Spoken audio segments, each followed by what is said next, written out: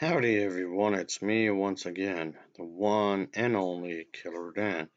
So, yeah, here we go again, folks, with this series of films I'll be discussing.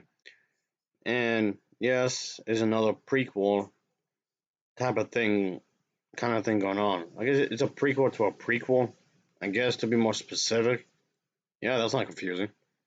Anyway, so alright, this film is titled The Scorpion King 2 Rise of a Warrior.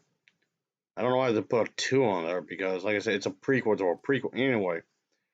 And ultimately, this is the first in a series to actually be a direct to video. And okay, yes, you can so tell it's a direct to video movie because, for one, obviously the production value is far lower than the other entries of the series.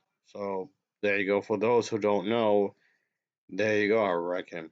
Yeah, but like it's promised, I did promise I will review all of these, and I want to. Yes, before anyone says anything, I know Tom Cruise did his own take on the Mummy, and I'll get to that when I get to that. Anyway, I just thought I'd just say that real quick. All right, just saying. All right, as I was saying here, folks, quite clearly, as usual, I still have to talk about the plot. So let's get into it, shall we? Oh yeah. In this one, we can see that there's this character, and he's not exactly happy. He aims to avenge the death of his father at the hands of this individual, whom is the king, and by taking service in his Black Scorpion's guards. And let's just say that after completing his training, he is tasked by somebody to kill, yeah, well, Noah, who is supposed to be this brother character. He saves him and escapes the city, but a magic arrow follows him and kills Noah anyway. Someone ends up dying, quite obviously. Well, of course someone's going to die. Yeah, of course. Definitely. Anyway, like I was saying is that, folks, quite clearly there's going to be quite a bit of action, as you might expect. Yeah, the action still pretty much is an important aspect of these films. After witnessing his father's murder by the hands of this ruthless general, he travels, when I say he, I mean a character, travels to the underworld. Oh, yes. Definitely because of the fact he needs this, a special kind of a sword. I reckon it's important, obviously. So, yeah, there's going to be some supernatural kind of elements I just might expect quite clearly. Oh, yeah.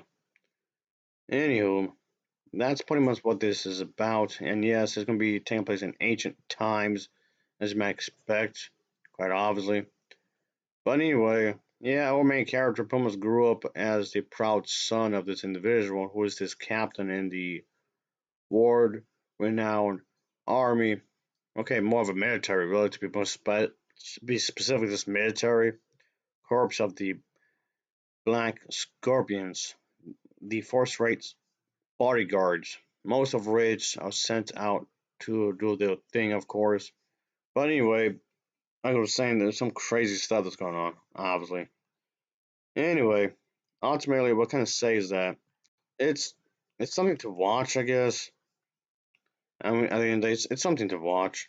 That's about it. I guess that's one way I can just say what this is trying to do. It's something to watch, I suppose. And I guess at the end of the day, it delivers on action. Yes, despite this being a direct-to-video type of thing, it still delivers on the action at the end of the day. And when it comes to these types of movies, quite obviously, that's what a lot of people want. There's a bunch of action, a bunch of stuff getting blown up, or just whatever. Again, you've seen the other movies. This is more or less the same kind of a deal here. It does not really try to deviate itself from the previous installments that were released. It's pretty much the same movie all over again. It's the same thing again. So yeah, I don't know. Uh, what else I could have said here, really, because I was not expecting much. It delivered what I already knew it was going to do. So I guess you succeeded, movie. You just did the same thing as I thought you were going to do, I guess. My expectations, as I was saying, weren't particularly high to begin with. Matter of fact, they never were anyway, at all. It's the same old, is what I'm getting at. It's the same old, of course. As for the production values are decent. They're passable, of course, I guess.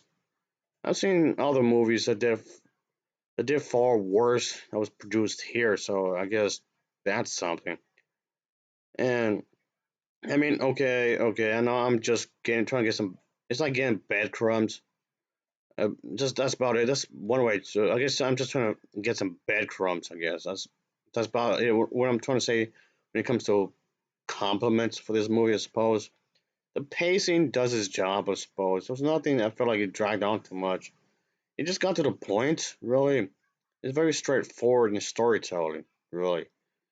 The acting is okay, all things considered, I suppose.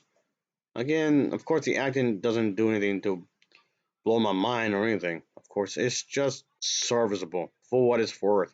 For the type of thing that they're trying to aim for, really.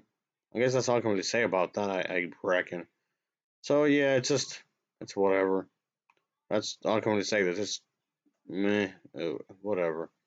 I'll give this film an overall rating of a 5.0. I think it's a 5.0 for me.